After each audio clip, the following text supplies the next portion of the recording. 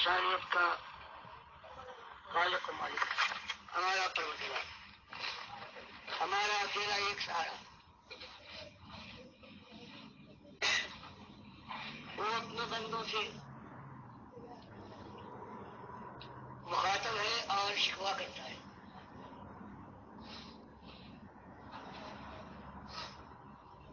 کہ میرے بندو، تم کو زندگی دی،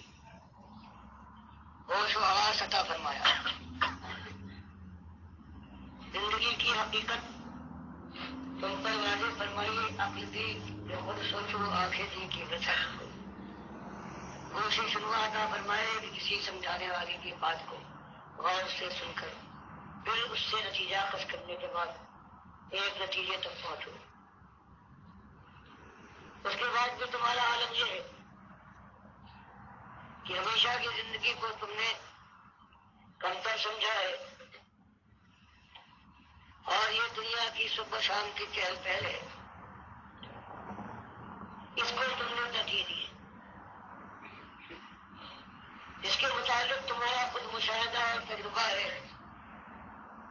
کہ یہ دنیا کسی کا ساتھ نہیں دیتی، بڑی بے وفا ہے۔ ایک جوان رانا ہے کہ چلتے چلتے گرتا ہے اور پھر نہیں اٹھتا، ایک تخت کا مالک ہے کہ دنیا رش کرتی ہے، اس کو کامیاب اور جیت جانے والا گردانتی ہے، لیکن خبر لگتی ہے کل کا تاج زر پہننے والا آج بے بس ہو گیا ہے، آج دوسروں کے کالے اور سارے کا ہوتا ہے۔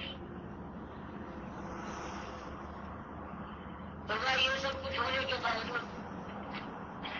تمہاری اکثریت کا حال یہ ہے کہ تم اسی دنیا کو ترجیح دیتے ہو اور اپنے مالک کی بات، اپنے محسن کا کلام سننے کے بعد بھی تمہارے خیال میں تمہاری کوششوں میں تمہاری منزل کے مقرر کرنے میں وقت ملا، اسی دنیا کے ہو رہتے ہو۔ حالانکہ آخرت کی زندگی ہے، اگر تم اللہ کے بجائے راستے پر چلتے، اگر دل کی بات ماننے کے بجائے اپنے آقا کی بات مانتے، تو اس کے بعد جو ہمیشہ کی زندگی آنے والی تھی اس میں خوش ہو جاتے، خوشی کی بناتے دیکھتے اور تمہاری کامیابی کے ڈر کے پیچھے جاتے۔ یہ ہے اصل مسئلہ کہ دنیا ان پر چھائی ہوئی ہے، آخرت کا کوئی شوق نہیں، جہنم کا کوئی خوف نہیں، اور اللہ کی بات کے مقابلے میں اپنے دل کی مانتے ہیں، جو ان کے دماغ کے اندر آئے، جو ان کو اچھا لگے، جو ان کے اکابرین کا دین ہے، ان کے علماء وہ جو اس کو بتا کے گئے ہیں، وہ جو اگل کے گئے ہیں، بس اسی کو یہ چباتے رہیں گے، خود نہیں غور کریں گے قرآن کے اوپر اور حدیث کے اوپر۔ حالانکہ قرآن اور حدیث کا جو پیغام ہے وہ سمجھ میں آنے والا ہے۔ غور کرو میرے پیارے بھائیو، اگر وہ سمجھ ہی نہیں آتا ہے تو پھر اس سے بڑا کیا ظلم ہوگا، یعنی کتنا بڑا الزام ہوگا اللہ کے اوپر کہ اللہ نے ایسا کلام نازل کیا اور ایسی تشریح کی کہ سمجھ ہی کو نہیں آتی، کچھ خاص قسم کے لوگوں کو سمجھ آتی ہے، باقیوں کو کوئی نہیں سمجھ آتی۔ تو بتاؤ اس سے زیادہ کوئی قرآن کا مذاق ہو سکتا ہے؟ تو اللہ تعالیٰ نے اس کی حفاظت کا ذمہ لیا ہے، اس کو پہنچانے کا ذمہ لیا ہے۔ ہماری اپنی زبانوں کے اندر اس کی تشریح، اس کے معنی، اس کے ترجمے پھر بیان کرنے والے، کھول کھول کے بیان کرنے والے آ گئے ہیں۔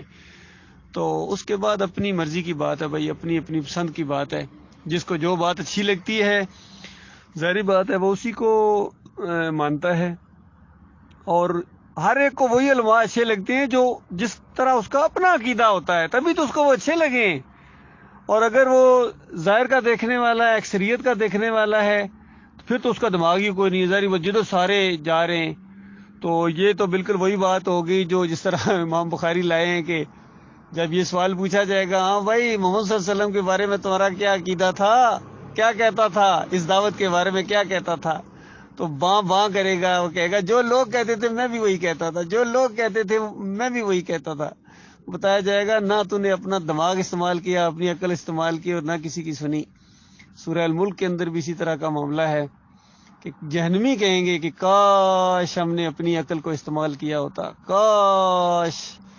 ہم نے کسی کی بات سنی ہوتی۔ آج کہتے ہیں مت سنو ان کے گروپ میں سے نکل جاؤ، اور ان کی مسجد توحید میں نہ جانا، ان کی بات نہ سننا۔ اور ایک وہ دور تھا، یقین کیجئے کتنی مائیں ہیں وہ اپنے بچوں کو کہا کرتی تھی کہ وہاں جا کے ارشد کے پاس بیٹھا کرو تاکہ تمہیں کوئی عقل آئے۔ اور جب میں نے توحید کی بات وہاں